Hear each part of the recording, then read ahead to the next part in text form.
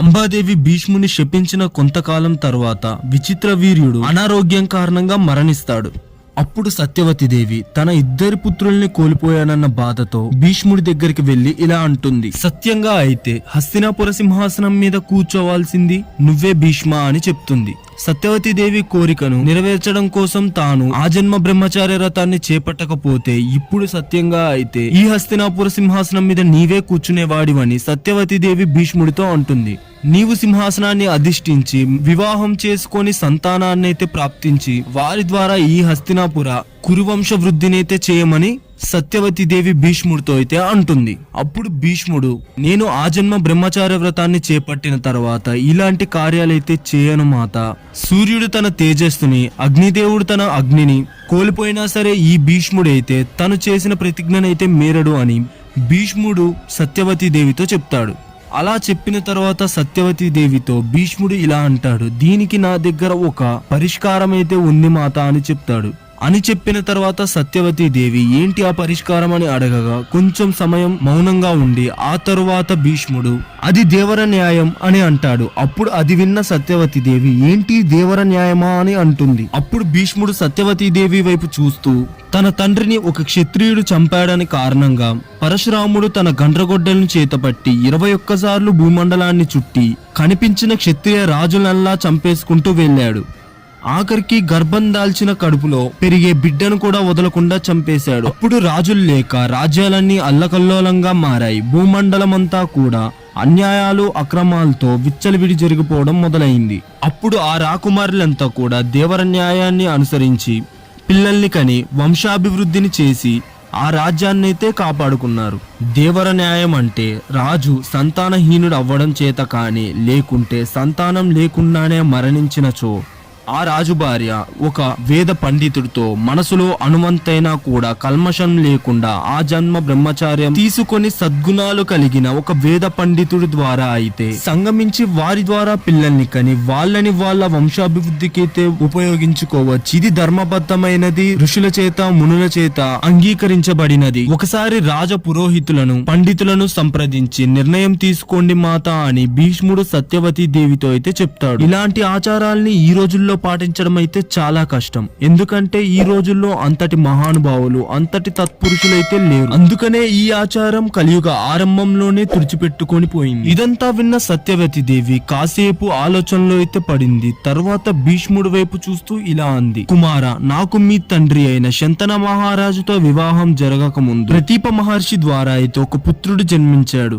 ఆ పుత్రుడి పేరు వచ్చేసి వేద వ్యాసుడు. వ్యాసుడు మహా తపస్వి, ఆ జన్మ బ్రహ్మచార వ్రతాన్ని పాటిస్తున్నవాడు. మన వంశాభివృద్ధికి అయితే వ్యాసుడు సరైన వాడని భీష్ముడితో అయితే చెప్తుంది. ఈ విషయానికి భీష్ముడు కూడా అంగీకరించాడు. తర్వాతి రోజే వేద పండితులతో పురోహితులతో అందరితో సభలో సంప్రదించి వ్యాసుడిని అయితే మనసులో స్మరించింది. స్మరించిన వెంటనే వ్యాసుడు అక్కడికి వచ్చాడు. పొడవాటి శరీరంతో కపిల జడలతో అపారమైన తేజస్సుతో ప్రత్యక్షమైన వ్యాసుడు సత్యవతీదేవికి అయితే నమస్కరించాడు. చాలా కాలం తర్వాత కొడుకుని చూడడంతో సత్యవతీదేవి ఎంతో సంతోషించింది. తర్వాత సత్యవతీదేవి వ్యాసుడి వైపు చూస్తూ, కుమార, ఈ మహా సామ్రాజ్యాన్ని పరిపాలించిన భీష్ముడు తన భీష్మ ప్రతిజ్ఞ వల్ల ఈ సామ్రాజ్యం యొక్క సింహాసనాన్ని అయితే అధిష్ఠించలేకపోతున్నాడు. నాకు వేరొక పుత్రుడు లేనందున వల్ల రాజ్యానికి మరో వారసుడైతే లేడు.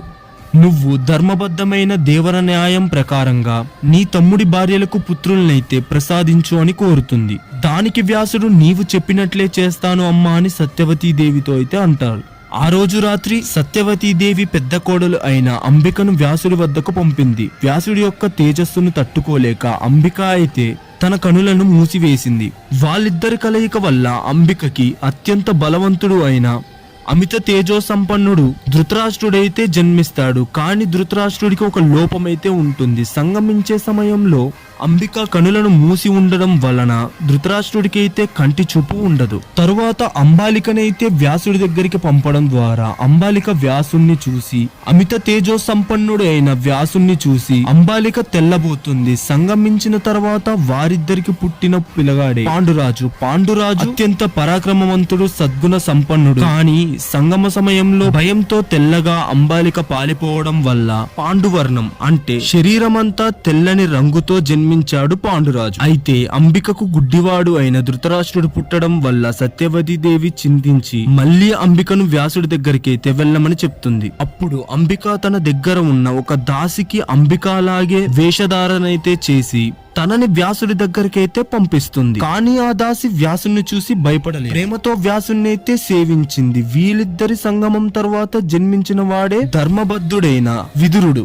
సాక్షాత్తు యమధర్మరాజే ఈ విదురుడి రూపంలో అయితే జన్మిస్తాడు. అయితే వ్యాసుడు దాసిని గుర్తించకపోవడానికి కారణం వ్యాసుడి ఉద్దేశం కేవలం ఒక్కటే, వారి వంశానికి అయితే వారసులను అందించడం. వ్యాసుడికి ఎటువంటి దురాలోచన అయితే లేదు. అందుకే తన తమ్ముడి భార్యలైన అంబిక అంబాలికలను తాను పూర్తిగా చూడను కూడా లేదు. కావున వ్యాసుని యొక్క గొప్ప మనసుకి, గొప్ప వ్యక్తిత్వానికి ఇదే నిదర్శనం.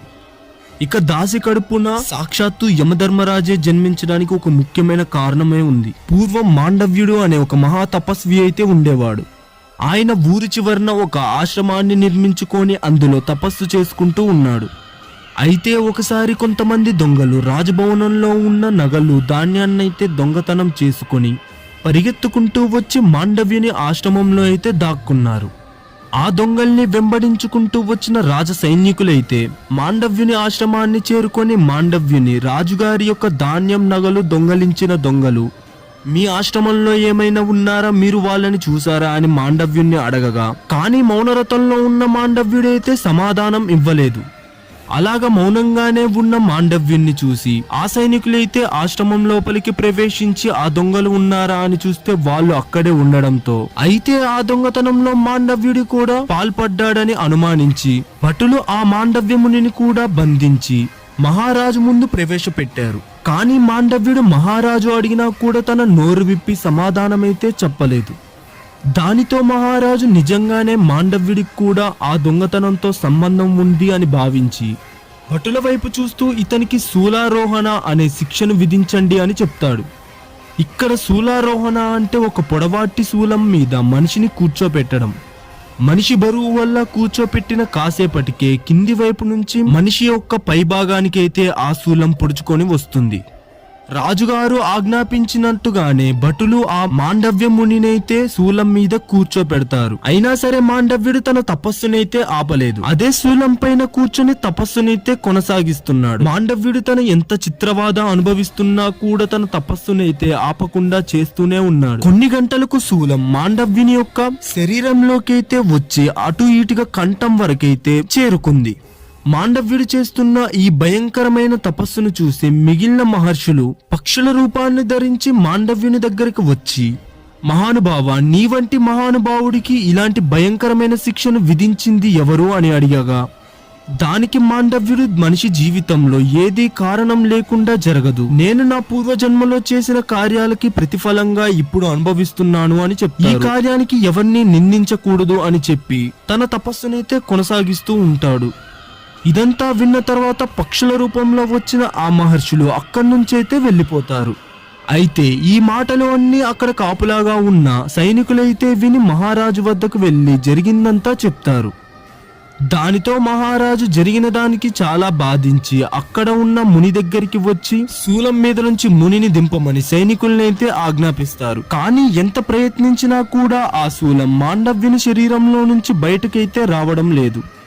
దానితో ఆ శూలాన్ని అక్కడితో నరికేశారు. ఆ శూలంలోని కొంత భాగం ఆ ముని యొక్క శరీరంలోనే ఉండిపోయింది.